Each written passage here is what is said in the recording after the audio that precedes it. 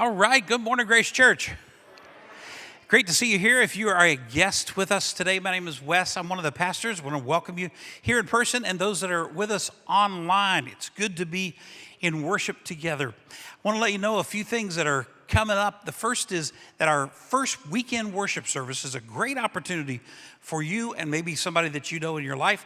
It's called Choose Recovery, and it is our service where we come and lay before God our hurts, habits, and hang-ups, and we all have them. And so we'll meet here in the sanctuary at 6:45, and there's a free dinner that actually happens before that. That meeting is also online, so you can join us wherever you are. Also want to let you know that we have a church conference coming up next Sunday at 3 o'clock. This is for those of you who are partners at Grace Church. You should have received an email from Grace Church with all the information that you need about this upcoming meeting, which is to consider a motion from our leaders to disaffiliate from our denomination. So an important meeting, and I hope that all partners will be there. You'll get another email this week with more information. So I learned this week that our Grace Church app has been downloaded 18,500 times. That's pretty amazing, isn't it? Wow. So if you don't have the app, here's my encouragement. You can do this, okay? You can download the app and interact with it because it's one of the ways we can stay connected throughout the week. Speaking of being connected, if you take a moment and fill out your Let's Connect card that's on that Grace Church app or online, there's a place you can put any prayer concerns that you have, and we'd love to be in prayer for you throughout the week. Well, it's good to be in worship together. We gather under the grace of God. Here's what the Lord says to us. You are God's masterpiece, created in Christ Jesus to do good works, which he planned in advance for you to do long ago. You are God's beloved. You're God's masterpiece. And part of the good work is to worship the Lord together as the family of God. So our team is going to lead us. So I'm going to turn it over to Pastor Casey as they lead us in worship together. Yes, let's stand together as we prepare our hearts to worship the Lord. And hear these words from Psalm 100. Shout for joy to the Lord, all the earth. Worship the Lord with gladness. Come before him with joyful songs. Would you say this with me? Know that the Lord is God. It is he who made us, and we are his. We are his people, the sheep of his pasture. Yes, enter his gates with thanksgiving and his courts with praise. Give thanks to him and praise his name. And we all say, for the Lord is good, and his love endures forever. His faithfulness continues through all generations. Amen. Yes, we celebrate that we are children of God and persons of worth today, each and every one of us. That our God is meeting us here with grace and compassion. Let's respond to his goodness together. I was walking the wayside, lost on a lonely road, and I was chasing the high life, trying to satisfy my soul, and all the lies I believed in let me crying like the rain. Then I saw lightning from heaven, and I've never been the same. Oh, let's sing it out together. I'm gonna climb a mountain. I'm gonna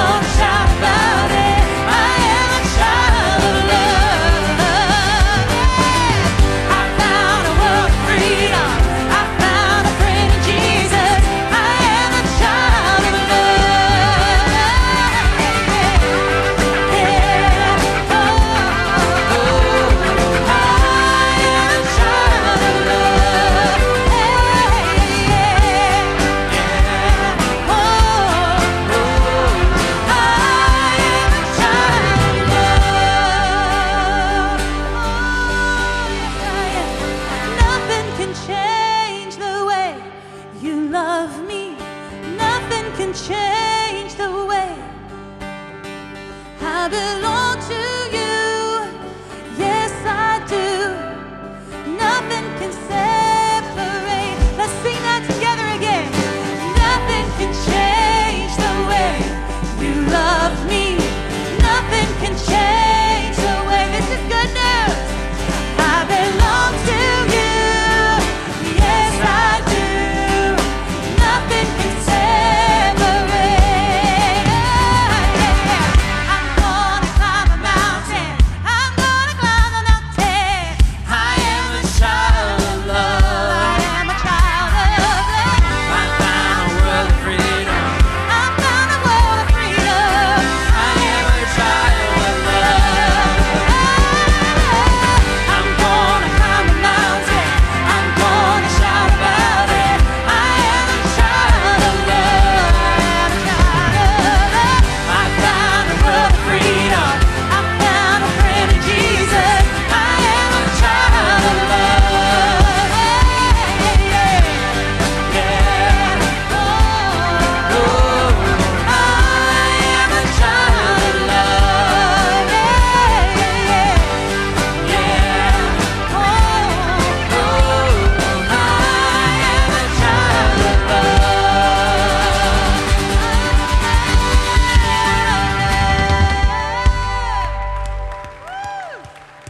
Yes, we are. Well, we're excited to introduce a new song to y'all today. It's called King of Glory. And this one is a fun praise song that's just honoring God and saying that God is our help and our healer, and our hope, the one who meets us when we're in need. So feel free to sing it along with us as we learn it together.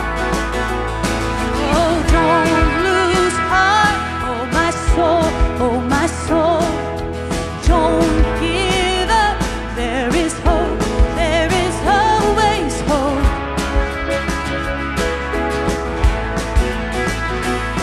When there is peace in the storm,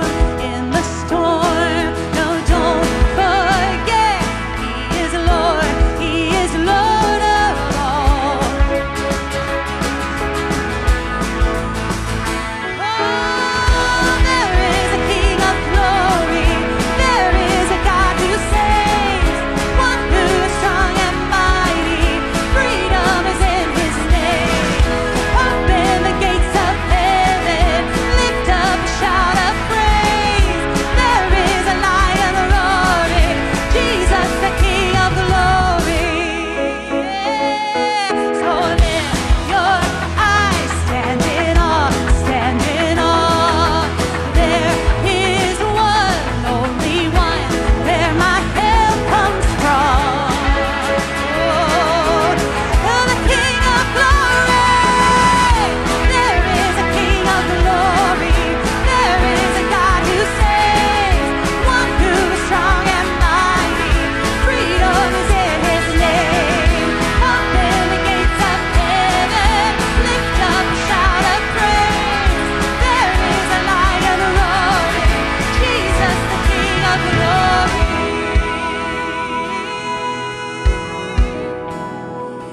He's the King of glory, and nations bow, mountains shake at the sound of just one name. Over all, Jesus reigns, I know. Let's sing that together. Nations bow. Nations bow. Mountains shake at the sound of just one name. Over all, Jesus reigns. I know.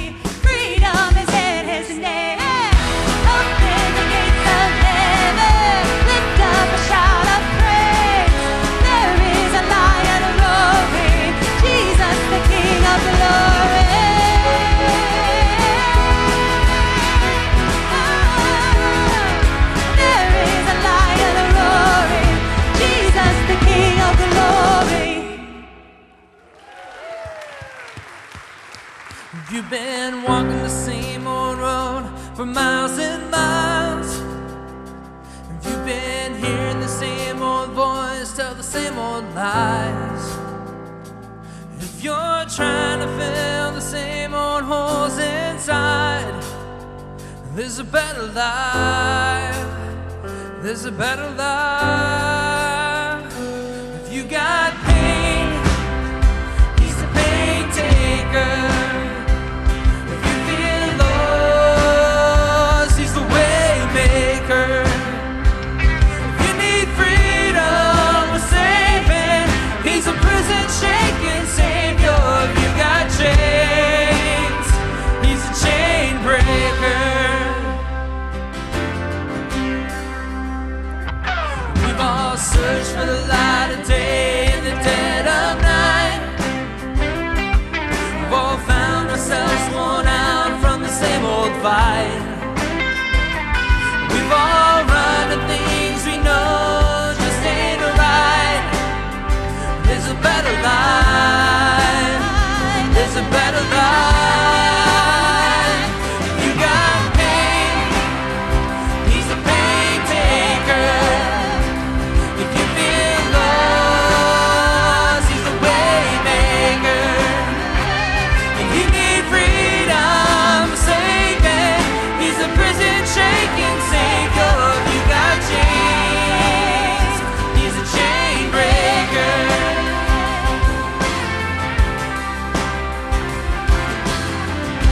If you believe it, and if you receive it, if you can feel it, somebody testify.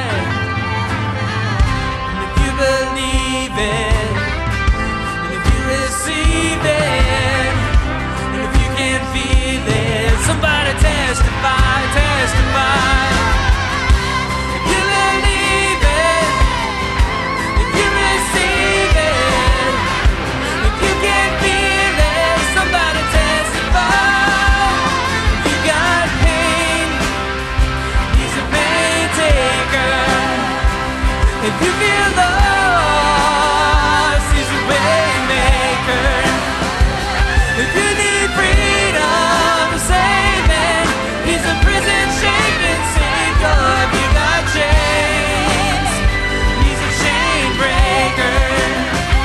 If you need freedom saving, he's a prison shaking savior. If you got chains, he's a chain breaker.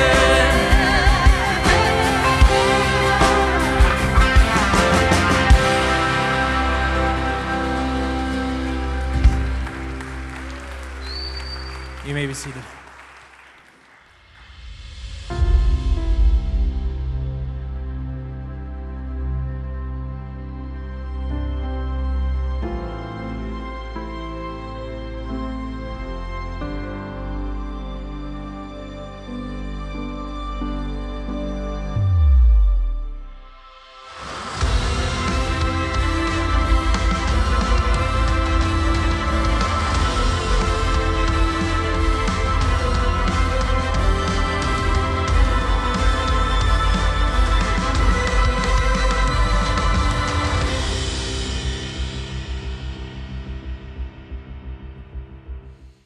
Well, good morning, Grace Church.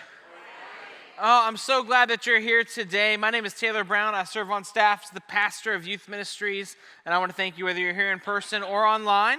Thanks for being here today. A few weeks ago, I received what was one of probably the best Christmas gifts I've ever gotten. Thanks to my wife, Elisa. She carefully planned and orchestrated a trip for me and a couple other friends to go visit the city of Philadelphia to see the Philadelphia Eagles play live in person. Woo! Man. In case you're confused, those are the same Philadelphia Eagles that are playing today for the NFC Championship game. These are also the same Eagles that will hopefully win and be playing 2 weeks from now in the Super Bowl. Can you tell I'm excited? Some of you are praying, I hope they lose, so this guy shuts up about this team. That's what some of y'all are praying for. Now, let me share with you. This is the first time I got to go in person to Philadelphia to see a game. And I learned a few things. First thing, it's cold. I don't mean like Florida cold, I mean like cold, cold. We're talking like beanies and gloves and puffy jackets are must-haves, okay? Second thing I learned, Eagles fans can boo really loud. Like really, really loud. Like I feel the need to apologize to the Giants players and fans for what you heard at that game. Third thing I learned is this. It costs $25 to get a cheesesteak and a drink inside the stadium. Let me say that again, $25 for a cheesesteak. Yeah, I couldn't believe it either. But I was hungry, so I paid it. Now, I had seen the Eagles play before. Like I've seen them when they've been on the road team against Tampa, when they've been on the road against Miami. Like I've seen them there, okay? Like I'm familiar with the team. I've seen them before. But this is the first time that I got to experience a game as part of the home team. And can I tell you, as an 11-year-old kid, I remember watching football thinking I would love one day to go to the Link, is what the stadium is called. And I'd love to see them in person. I'd heard about how great it was, and now I finally got to see it for myself. I got to see my breath in the cold. And it was cold. Did I mention that? I got to hear the groan of every missed tackle and the cheer of every tackle that was made. I even got to feel and taste a $25 cheesesteak in my hand. I got to experience it all. I got to see it for myself. And here's one idea that I think is true, not just about like me at the Eagles game, but true about life in general, and it's this. Sometimes things change when we see it for ourselves. Things change when we see it for ourselves. Whether that's like going to a stadium that you've always wanted to go to, or whether that's maybe realizing, recognizing, seeing a truth in your own life that you maybe didn't know was there. Things change when we see it for ourselves. It moves from a secondhand experience that we hear about to a firsthand experience that we see for ourselves. This is why around church you might have noticed this. We believe a lot in experience, a firsthand experience.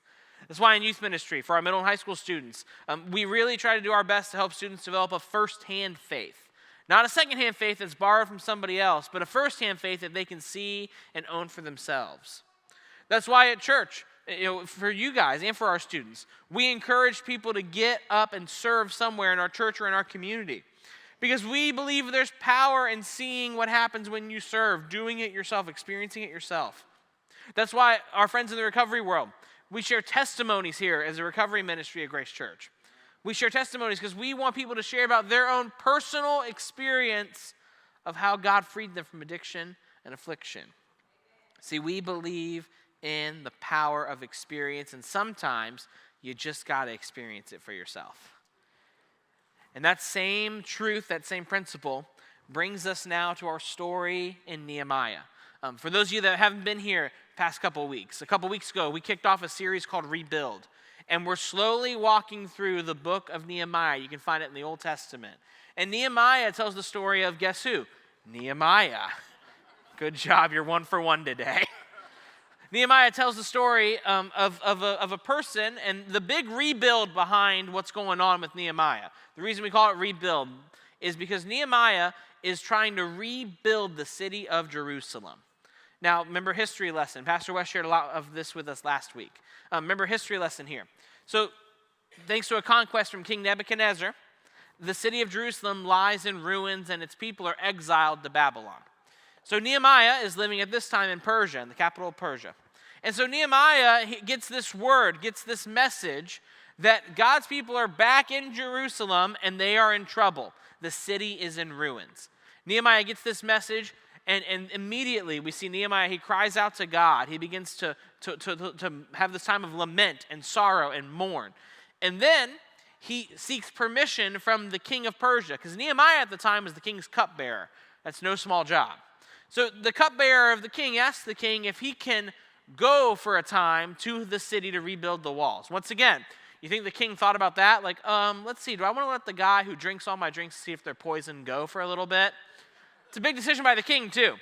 So Nehemiah gets permission from the king to go, and now has this revitalized purpose from God to rebuild the walls. And thus brings us to today's part of the story, which I'm sure we're wondering, what's Nehemiah's next move? Because at the time, obviously, a trip to Home Depot was out of the question.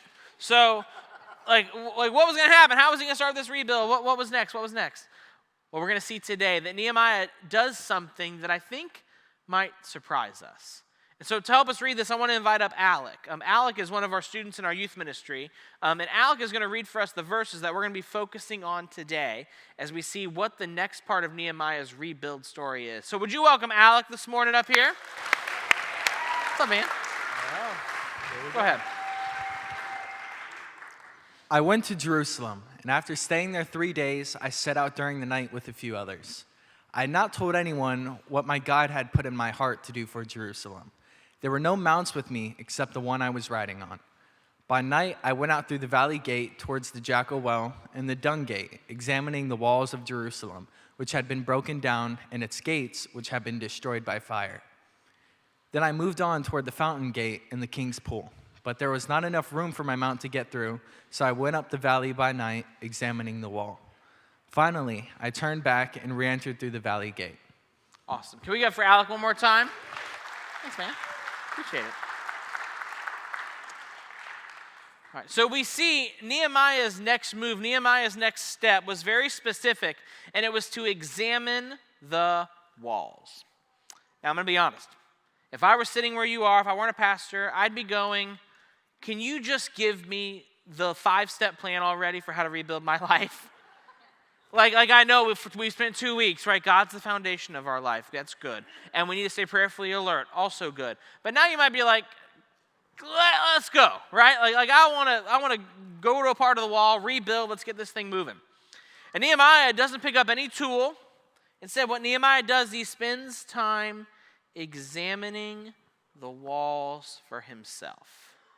And that word examine, the Hebrew word, it translates to sabar. And it means to carefully look at and wait. There's a meaning of patience behind that word examine. It means to be careful and to not rush through it haphazardly, but to look carefully at something. And I can't help but wonder, just as this was necessary for Nehemiah, I think this is necessary for us. That this work of examination is necessary for you and for me when we think about rebuilding. I mean, just stop with me for a moment and think about your insurance company. Or maybe you don't want to think about your insurance company right now, but humor me for a moment, okay? Humor me. What's the first thing that an insurance company does when you call them and start a claim and say that there's damage? They send somebody out to look at it for themselves. This is the first step for them. Before they can talk about funding or any kind of thing, they got to look at it for themselves and see, take an examination and see what needs to be done. And I can't help but think the same is true for us in our lives. That we have to take a look, we have to examine our heart, mind, and soul before we can begin rebuilding whatever ruins might lie there. We need to know the state of who we are and what we are before we can start our rebuild. And just as necessary as this examination work is, I also know this. It can be painful too. It can hurt. After all, it's not always very fun to look inward and see at the ruins that are lying around in our life. It's tough to look at the broken parts of us and see those things. That's why I think, I'm an expert in knowing what needs to be rebuilt in others. Don't judge me. Don't judge me. You are too, right? I'm really good at that. Like, I could be a general contractor in rebuilding others, right? Like I got that down, okay? But when it comes to looking at myself and what needs rebuilding, no thanks, right? I'd rather avoid, ignore, walk around, whatever. I don't want to do that because that's painful work. It's painful. It's sometimes not pleasant. It's sometimes not enjoyable. It's uncomfortable. It's painful to do that work of looking inward. I think that's why we live in a distracted world too, because sometimes it's just easier to binge watch, scroll, whatever, than it is to sit and examine how it really is with our heart, mind, and soul. This is tough. But I want to remind us as we talk about this examination work, as we dive in more today, I want to remind us of this first and foremost. God is with us. God is with you. Maybe that's something you've never even quite thought of before. The fact that God is with you right here, right now in this moment. Not because you're in a church, but because you're you. God is with you. Maybe you need that reminder today. We talk about it a lot at Christmas, right? Emmanuel, God with us. But that's not a Christmas time promise. That's an everyday promise that God is with you. And he's with you in this painful but necessary self-examination.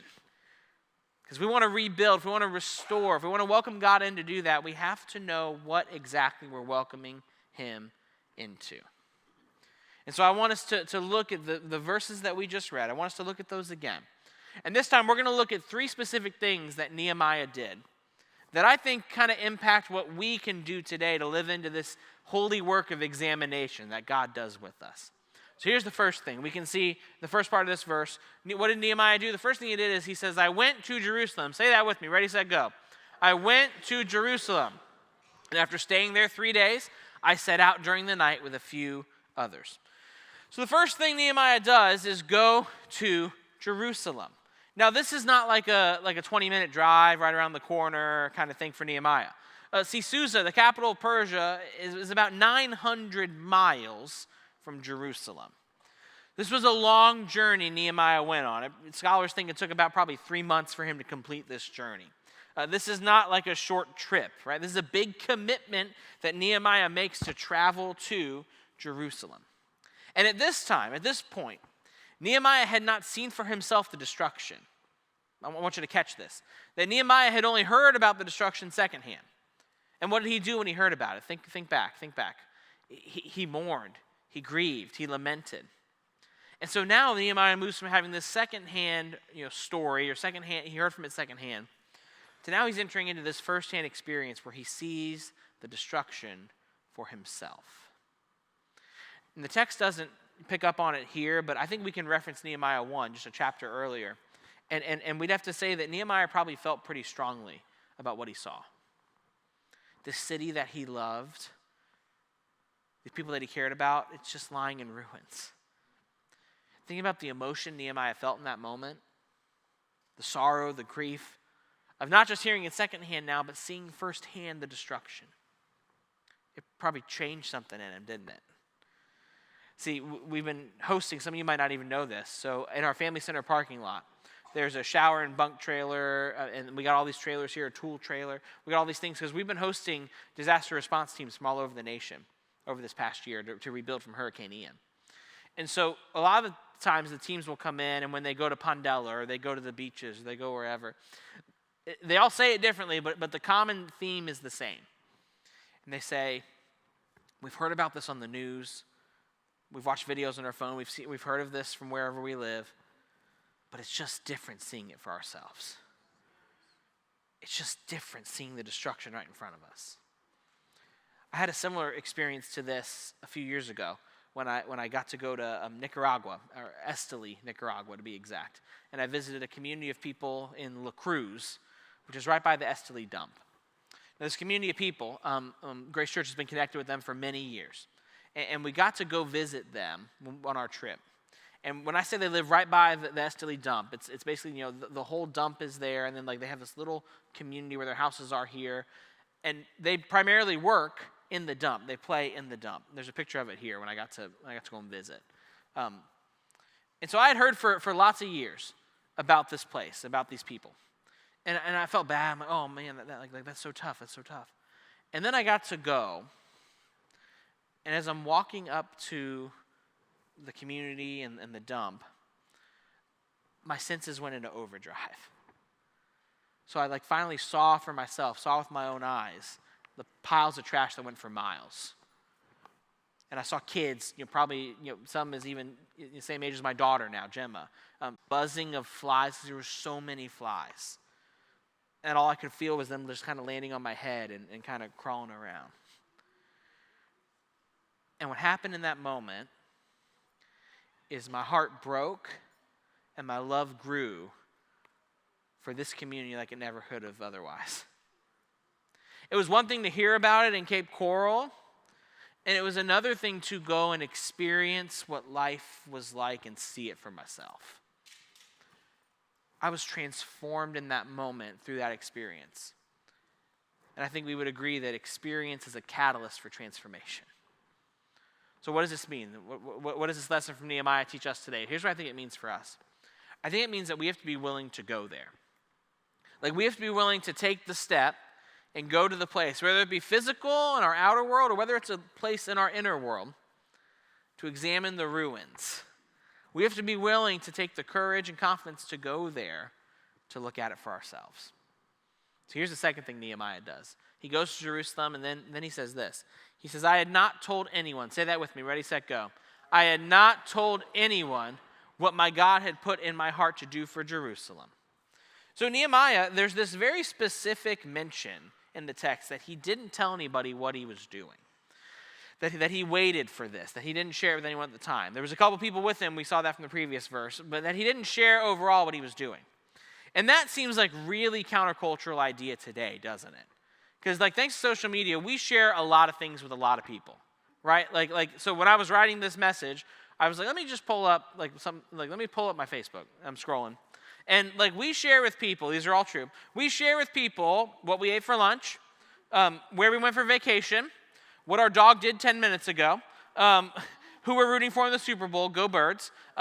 And this one was my favorite. We even share with people what kind of, which Disney princess or Yellowstone character we are based on a quiz we took online.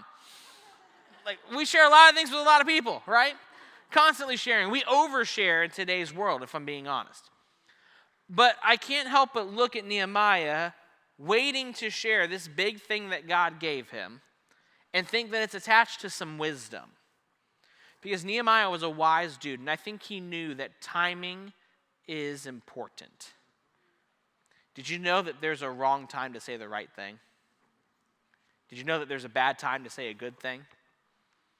Timing matters. Because did Nehemiah keep this a secret forever? No, it was a short-term secret. Spoiler alert, well, you're going to find out next week if you come, but spoiler alert, Nehemiah told lots of people about this vision, about this thing that he was doing. He ends up sharing this with a lot of people. But at this specific time, he felt like the timing was not right, that he didn't want to share. So what was this? This was just kind of a thing between him and God. And when I look at the example of Nehemiah, I can't help but thinking of all the times in my life that I've just quickly and kind of recklessly shared stuff that maybe should have been between me and God for a little bit longer. I'm often, I kind of think about the Old Testament story of Joseph. Y'all remember Joseph? You read about in Genesis, the first book of the Bible. Joseph is the guy with the beautiful coat that his dad gives him. And you might remember this part of the story early on, where Joseph, he has this dream. And he kind of quickly and haphazardly shares the dream, and it's about his brothers, and he shares it with his family. They're eating their Cinnamon Toast Crunch at the table, or whatever cereal they were eating back then, whatever. They were eating their Cinnamon Toast Crunch at the table, and Joseph just kind of says, guys, you're not going to believe the dream that I had. I dreamed that you all were worshiping me. Crazy, right? You can imagine his brothers were like, absolutely not. Kind of made them a little mad, a little frustrated. And that kicks off a lot of Joseph's trouble that he has. And I can't help but wonder what might have happened if Joseph would have just kind of sat with that dream a little longer between him and God. What if it wasn't something to be shared right then, right now with everyone, but what if Joseph just would have wondered and pondered these things? Kind of like we see the example in the New Testament of somebody getting it right. Old Testament Joseph got it wrong, but New Testament Mary gets it right. Mary, the mother of Jesus. We read that when the angel tells Mary this amazing news that she's going to be the mother of God's son, what does Mary do? Do you remember? It says Mary pondered these things in her heart. Mary sat with God, pondering, praying on, thinking about, having a conversation with God. I think there's a wisdom to this. I think there's a wisdom where sometimes maybe we don't need to just invite in our friends and our mentors and our colleagues and Google into the situation, maybe sometimes we can just sit with God. And I think this lesson for us in here is we have to invite him in first. We have to be willing to go there in our examination, but we got to be willing to we also got to invite God in first. And maybe there's something that we just need to sit with him, just you and him for a little bit. Maybe process it, think about it, pray about it more. Listen to what else he reveals about it to you. And use some wisdom when it comes to our timing. So here's the third thing Nehemiah does. He goes to Jerusalem. He doesn't tell anyone about what he's doing. And then here's the third thing. It says this. It says, by night, I went out through the valley gate. Say, I went out through the valley gate. Ready, set, go. I went out through the valley gate. And so we can read that he makes his way toward the Jackal Well and the Dung Gate, examining the walls of Jerusalem, which had been broken down, and its gates, which had been destroyed by fire. So Nehemiah, he goes out the valley gate, and it says that he does, which is the west side of the walls. And it says that Nehemiah kind of does this counterclockwise movement, makes his way all around the walls, and then kind of goes back in the valley gate. And here's a Bible trick, okay? Here's like Bible code. Are you ready? This is for free. When the Bible mentions something more than once, like you see there how it's valley gate and valley gate, that means it matters.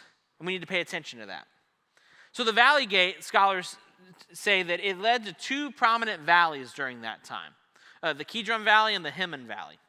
And these are both valleys where there would often be like pagan or evil practices that would happen. Like terrible evil things would happen in these valleys. And so I want you to get this big picture of Nehemiah taking his night ride, going out the valley gate, and the shadow of the valley is beneath him, and kind of like examining the walls at night, finally getting a glimpse of the damage that was done. And scholars often say that this location of the valley gate is where Nehemiah would have had the best, most honest and open view of the walls. He would have gotten the best picture. I feel like there's something symbolic here of Nehemiah looking at the ruins of the city in the shadow of the valley beneath him. That I think for us, when we talk about the ruins of our life, of this inner work of examination, of looking inward, we do it in the shadow of the valley too, don't we? See, valleys were often times of, or symbols of submission or struggle in Scripture when we read about it. And for us, I think there's a beauty in taking a look at the ruins around us in the shadow of the valleys beneath us. Because we are reminded in Psalm 23 that though we walk through valleys, the valley of the shadow of death, and other valleys we might walk through, we don't have to stay there. There's a difference between camping out in the valley and walking through the valley, and God walks faithfully with us through the valley. See, the valley can be a transforming place. This is what I love most about God, that God doesn't cause our pain, God doesn't cause the reason we're in the valley, but God redeems it. He takes something that's evil and broken and meant for destruction, and he turns it for good and redemption. That's what I love most about God. And we also, actually, funny enough, see this in the story of Joseph, Old Testament Joseph, where Joseph has this moment where he meets his brothers again. He has this moment of reconciliation, and they have this conversation. And there's this healing thing that happens where Joseph looks at his brothers and says, "You intended it for evil, but God intended it for good." And it speaks to the redeeming power of God, that he can take broken things and turn them into something that is restored again.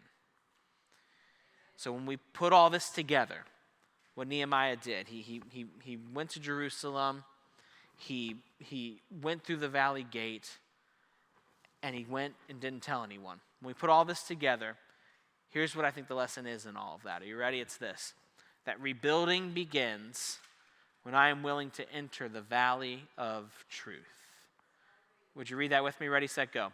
Rebuilding begins when I am willing to enter the valley of truth. See, if we want to experience this rebuild, if we want to experience the same thing that Nehemiah is doing of rebuilding the walls, we want to experience restoration in the ruins of our lives, it begins with entering into the valley of truth. So the valley of truth is where we take this self-examination and we ask questions of ourselves like, how is it right now with my heart, mind, and soul? We ask questions like, what are the ruins in my life? We ask questions like what is broken that I need to surrender to God and have him restore? That's what the Valley of Truth is. It's asking these pivotal questions of self-examination. Can it be scary and painful to enter there? Absolutely. But I would say that there's another valley you can choose to live in, if not the Valley of Truth, and it's the opposite of that. It's the Valley of Denial. It's not seeing reality. It's not agreeing with what's actually there. And here's what I know about the Valley of Denial. It's just as painful, and it doesn't lead to healing. Walking in the Valley of Truth is where we find God's healing power in our life. It's a new way for some of us. And in fact, the story of Nehemiah, what's so amazing is that Nehemiah, this rebuilding the walls is kind of a new way for another person too. As we make it through the story, we're going to read about a person named Ezra. And Ezra was in the city trying to rebuild and do things another way. And wasn't having a ton of success, was faced with some setbacks. And Nehemiah comes in and introduces this new focus, this new rebuild to build the walls of the city up, which meant rebuilding its security and its prominence. And Nehemiah shows Ezra a new way. And maybe, just maybe today, Nehemiah is showing you a new way too. A new way in the Valley of Truth, where you'll experience transformation for yourself now through the God's power, and then inspiration for others later, because that's how good God is. Check out this pastor and author, Alan Redpath. Check out this quote talking about Nehemiah and this beauty of experiencing things and having our eyes open and what it does for others. It says, "Let us learn this lesson from Nehemiah. You never lighten the load unless you first have felt the pressure in your own soul. You are never used of God to bring blessing until God has what? Opened your eyes and made you see things as they are." That's why I love our recovery ministry here, because they live this out. They spend week after week after week sharing testimony after testimony, story after story about how God, the pressure that they've experienced in their own soul, about where God was in the midst of that. And this Valley of Truth moment for them, they would call it the fourth step. The fourth step is to make a searching and fearless and moral inventory of yourself. Does that sound fun? No. But our friends in the recovery community would tell you that doing that along with the fifth step, that's revealing the exact nature of those wrongs to God, yourself, and someone else, is painful but healing. It's freeing. This amazing thing happens. The power of God just frees us. What we saying about being a chain breaker. Well, God's chain breaking power is present in the Valley of Truth. That's the first thing defining freedom. It's admitting where it is that we need God's help or we need God's restoration power. Because God's presence and power in the Valley of Truth with us. And we welcome that because guess what? God knows you. God knows you. And I think there's nobody better that demonstrated this truth than King David. We read about King David's life in the Old Testament. The shepherd turned king. His life could be a good Netflix series, okay? So, like, his life had a bunch of twists and turns and scandal and everything else, okay? And David, he wrote his prayers and song and poetry in the book of Psalms that we read today. And David, in the book of Psalms, Psalm 139, he beautifully illustrates this understanding of God knowing him. Here's what he says. He says, "You have searched me, Lord, and you know me. You know when I sit, when I rise. You perceive my thoughts from afar. You discern my going out and my lying down. You are familiar with all my ways. Before a word is on my tongue, you, Lord, know it completely." How beautiful is that? That God knows David so well. He knows when he sits, when he rises, when he's going to speak, where he's at. David says this amazing thing, that God knows him, knows everything about him. But then as we progress through the psalm, we see another revelation that David has. David says, even though God knows everything about him, he doesn't know everything about himself. And then David prays this amazing, bold prayer. It's this: "Search me, God, and know my heart. Test me and know my anxious thoughts. See if there is any offensive way in me, and lead me in the life everlasting, in the way everlasting." See, he prays that God would search me and know me and point out any offensive way in me and test me and lead me in the life everlasting. That prayer, that piece, it's prayed with the implication that there's things that David doesn't know about himself that God does. Another way to put this is David in that moment prays, God, show me me. And can I tell you, friends, that God is faithful and answers that prayer? Because I know that he did in my life. So last year when I started counseling, in the first few sessions with my counselor, my therapist, shared with me these verses, verse 23 and 24. And he read them to me, and he challenged me. He goes, I want you to pray this every night before you go to bed. And then he said these words. I still remember them. He goes, Taylor, this is a dangerous prayer because God answers it more than once. And can I tell you, friends, every single time I've been willing to enter into the valley of truth and pray, God, show me me. He's delivered. He's answered it. He's revealed in me ways that as a husband and father and son and friend and pastor and coworker, that I can love more like Jesus. He's revealed to me the truth about the blessings that I have in life and how I can be so grateful for so much of what I have. He's revealed to me insecurities that I have deep within me that lead to crippling doubt about the way that I can lead others. He's revealed to me old scripts that I don't have to hang on to anymore, that I can let go of because I know they're lies. He's also revealed to me things that I've been stuck on in the past that I need to finally maybe let go of. And every single time I've entered the valley of truth, God has answered and walked there with me. So what about you today? Will you maybe try a new way of living in the valley of truth, walking through the valley of truth? Will you maybe, for the first time in a long time, pray that prayer, God, show me me? Because sometimes you just got to see it to believe it. So when you walked in today, hopefully you got one of these cards. If you got one of those cards, go ahead and get it out. And then if you didn't, I believe Chris is somewhere. My friend Chris is somewhere right in the back. If you didn't get one of these cards, raise your hand. And Chris is going to walk one to you right now, okay?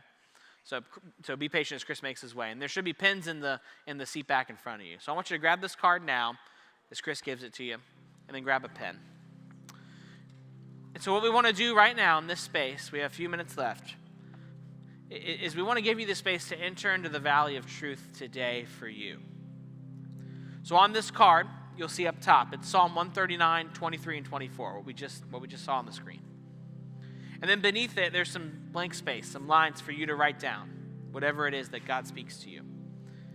In these moments, our worship team is going to sing over you. So we're not going to stand, we're not going to, you can sing from your seat, but this is more important right now.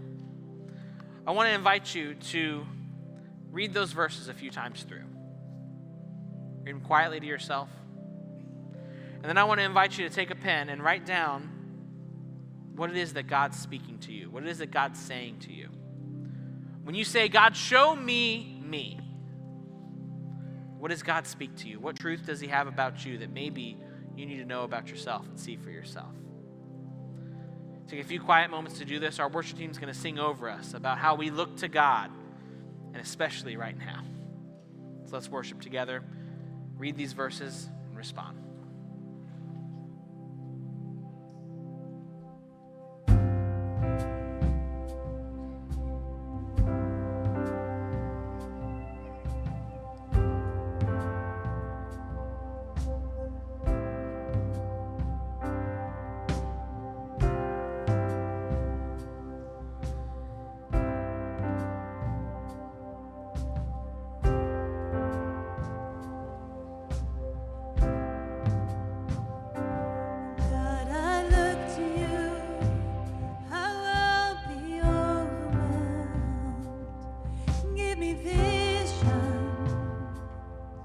To see things like you do.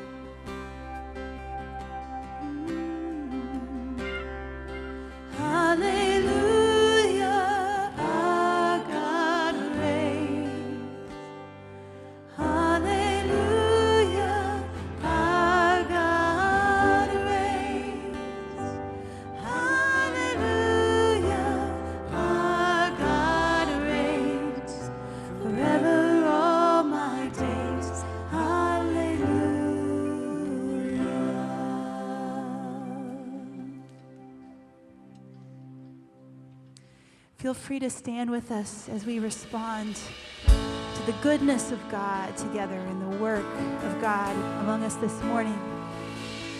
You are welcome to make your seat a place of prayer. And you're also welcome to come and pray at the altar. I love you, Lord.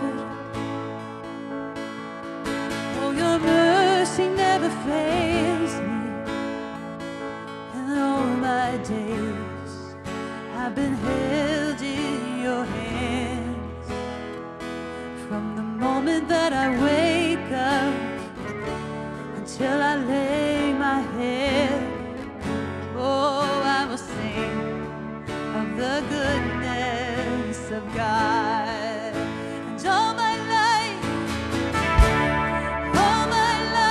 you have been faithful. All my life you have been so, so good. With every breath that I am able, oh, I will sing of the goodness of God. I love your voice. You have led me through the fire and in darkest nights. You are close like no other. I know you as a father. I've known you as a friend. And I have lived in the goodness of God. All my life you have been faithful. All my life you have been so, so good. With every breath that I am able, oh, I will sing of the goodness of God. Your goodness is running after, it's running after me. Your goodness is running after, it's running after me. With my life laid down, I surrender now. I give you everything. Your goodness is running after, it's running after me. Let's sing that again. Your goodness is running after, it's running after me. Yeah. Your goodness is running after, it's running after me. With my life laid down, I surrender now. I give you everything. Your goodness is running after, it's running after me.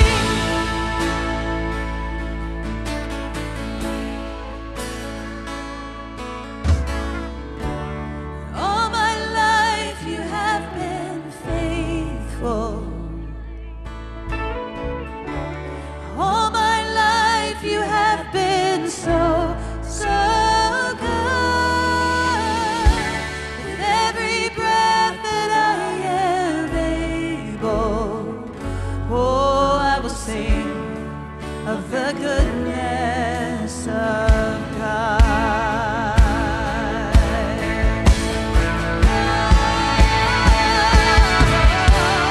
All my life you have been faithful. All my life you have been so, so good. With every breath that I am able, I will sing of the goodness of God. I'm gonna sing of the goodness of God.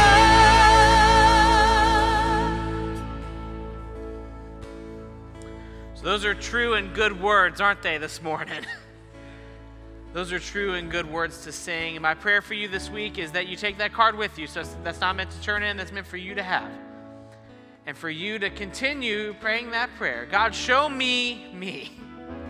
And that you would begin to discover, as you walk with God in the valley of truth, the truth that God has hidden for you. Amen. Well, I have a few reminders for us this morning before we head out. The first is this: we believe that life is better together at Grace Church, that the best life is lived in community. And so we want to let you know this coming Saturday, we have 2 exciting opportunities to help form some community for 2 groups of people that we can't wait. 2 of men. We have lots of connect opportunities here. We want to tell you about 2 of them. First on Saturday is our cast iron breakfast. This is for men. So my men that are here, men watching online, feel free to join us for delicious food, delicious breakfast, and great conversation happening this Saturday right here. And then for our single moms, we have a breakfast this Saturday as well. A place for you to bring yourself and your kids. We're going to have childcare for it. A chance for you to hang out, be with other single moms, and fellowship together. So if you're interested in either of those, cast iron or our time, make sure to register online at egracechurch.com and bring a friend too if you want. These are made possible, and a lot of the ministry we do around here is made possible thanks to your generosity, your giving. So I want to remind you, there's 4 ways to give at Grace Church. You can see those on the screens behind me. We invite you to give generously and joyfully today. Last thing, I promise. Our normal officer, who's normally here, always a smiling face, letting out traffic, Officer Manny. I want to invite you to be in prayer for him. His mother passed away, and so he is unable to be here today with us. We want to, 1, ask you to pray. But 2, as one of your pastors, I ask you to please be kind, courteous, and patient leaving the parking lot today. As you continue to pray, search me and know my heart, O God. Test any anxious ways, anxious thoughts in me, and lead me to life everlasting. So we just invite you to be safe driving out. We love you. We'll see you next week. Have a good one.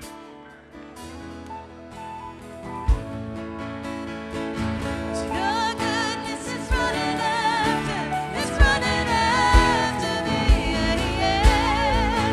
Your goodness is running after, it's running after me.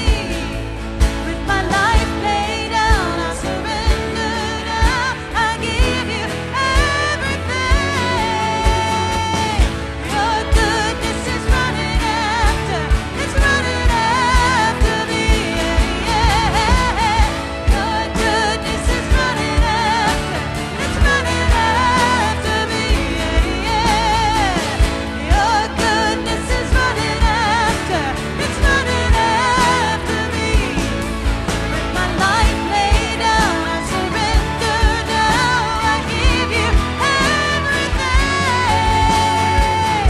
Your goodness is running after, it's running after me.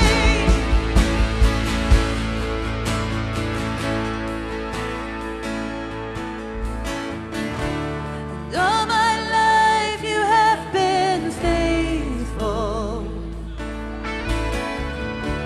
And all my life you have been so, so good. With every breath that I am able, oh, I will sing of the goodness